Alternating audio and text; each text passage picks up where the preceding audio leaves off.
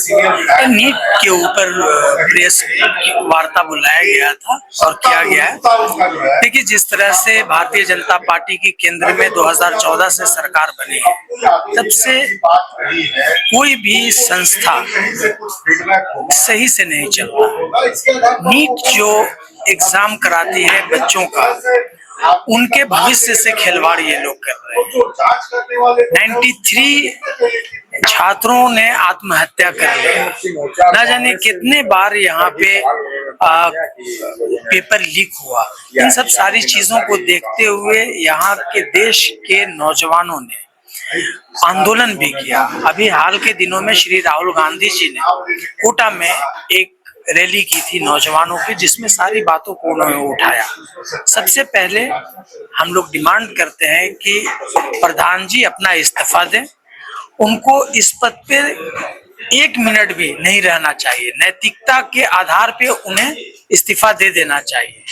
जो शख्स अपने विभाग में एनटीए के माध्यम से जो एग्जाम होता है उसको ढंग से नहीं करा सकता है, तो वो कैसे एचआरडी डिपार्टमेंट को वो चला रहा है।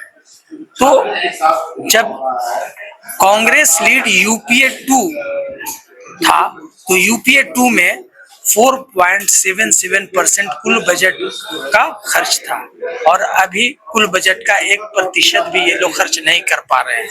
तो ये सब सारी चीजें, इसको लेकर के हम लोग धर्मेंद्र प्रधान से इस्तीफा मांगते हैं और एक ऐसा मैकेनिज्म तैयार हो कि जो कभी भी पेपर लीक नहीं हो और छात्रों के भविष्य से खिलवाड़ नहीं हो।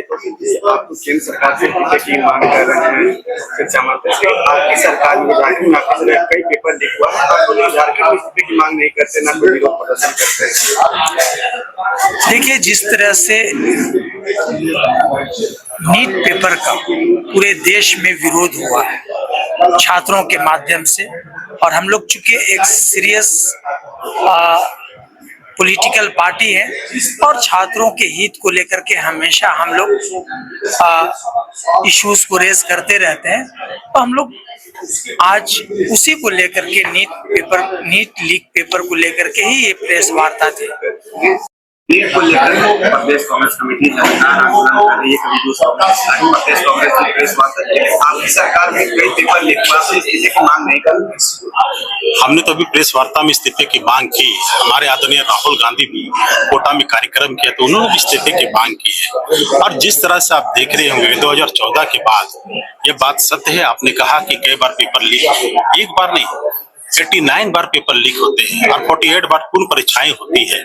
तो सबसे बड़ी बात यह है कि केंद्र की सरकार, जो बच्चे हैं ये हमारे देश के भविष्य है, उस बच्चों के बारे में क्यों नहीं सोचते? न जाने कितने बच्चे आज आत्महत्या कर ली है, उनके परिवारों का क्या होगा।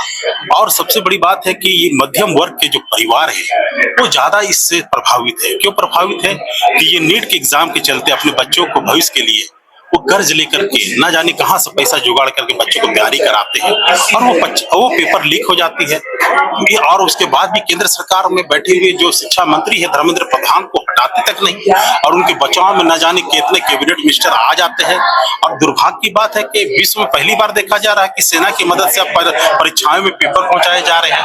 इसका मतलब है कि इनका शिक्षा व्यवस्था पूरी तरह फेल है। तो ये तो धर्मेंद्र प्रधान को तत्काल इस्तीफा दे देना चाहिए। गठबंधन में आके शामिल है, यहाँ पर भी पेपर लीक होता है, जैसे इंटरनेट का बंद करना, यहाँ आप किसी प्रकार का विरोध नहीं करते हैं, इस्तीफे की मांग नहीं करते हैं।